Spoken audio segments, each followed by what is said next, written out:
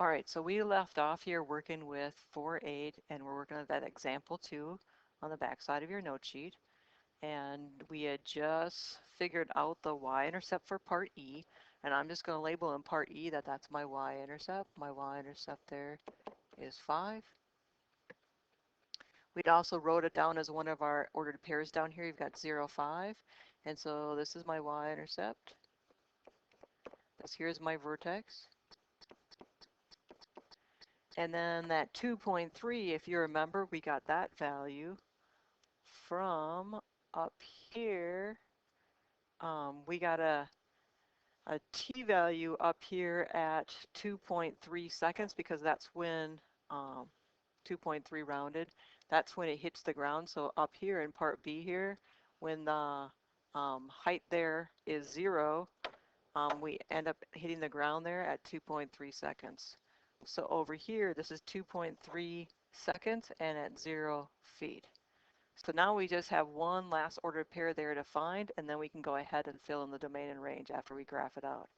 So if you want, you could just plug them in there. I could take, I'm trying to find height, so I can take negative 16, and I'm going ahead, I'm using that same formula I did there for part E there. That negative 16t squared plus 34.2t plus 5, and I'm going to substitute 0.5 in for t. Just like I did the 0, now I'm going to put in the t value of 0.5.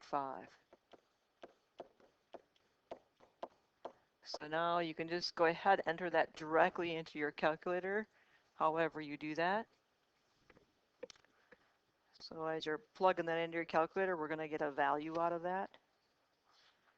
And then that will end up giving us our height there at 0.5 seconds there. So I'm going to plug that into my calculator here as well. So I've got negative 16 times parentheses 0.5 squared, and then plus 34.2 parentheses 0.5, and then plus 5. And when I do that, I get 18.1 about. So that's going to be at point after a half of a second, we're up there at 18.1. And it just helps us to get a more accurate graph if we put in more points there. So if I plot this out 0, 5, that's where we're starting. We can't have a negative time, so I'm not going to go backwards here. I'm going to go over 0.5 and up to where I think about 18.1 is. And then I'm going to go over 1.1, and I'm going to go up to 23.3. And then I've got a 2.3, which seems like it's over here, and it's landing on the ground over there.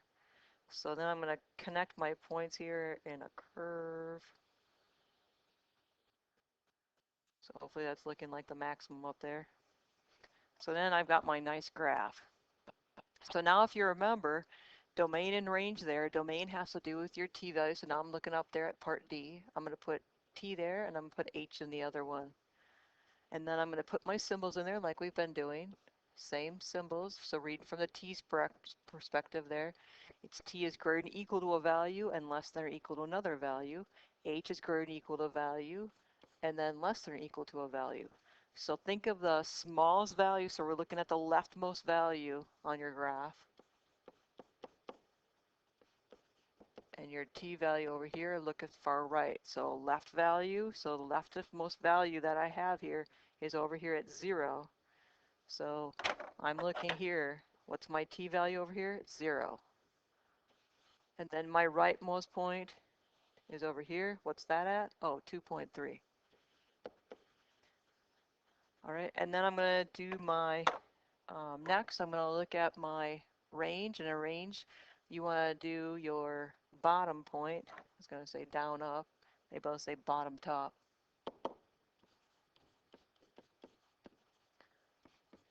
So my bottommost value looks like it's over here. And of course, that's down there at 0 for your height. And then at the very top, the highest point is up here. And so what's the height of that value there? Oh yeah, it's 23.3. So I've got all my questions there answered. I've done A through F there. I've gotten when the ball hits the, at what time the ball hit the ground. I found the maximum height and the time at which this was attained. and the maximum there occurs there, and the time that occurs here was at 1.1 seconds. Part D there, we were supposed to do the domain and range, and we did that. So the t-value is leftmost value on your graph, rightmost value on your graph. Range, height, goes from the bottommost point to the topmost point. And notice for my domain and range, because there's a real life problem here, we're not going to have negative values in here. So the smallest value that it can be here is, in our cases here, there are zeros. Time is 0, and it hits the ground, so we're also, for the range there, the height is also at 0. We answered part E, that was the y-intercept, and we graphed it there in part F.